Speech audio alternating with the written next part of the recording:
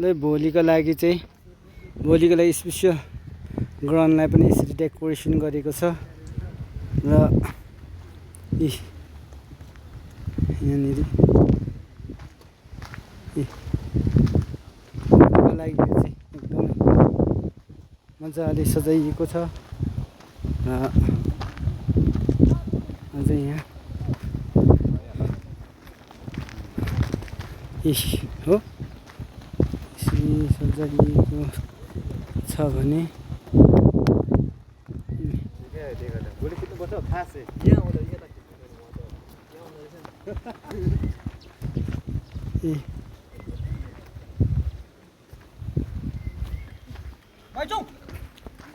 भोलिको लागि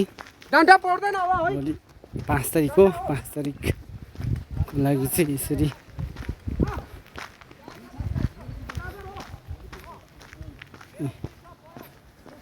ल आज यतिमै भिडियो राखेँ देखाइदिउँ न यहाँबाटै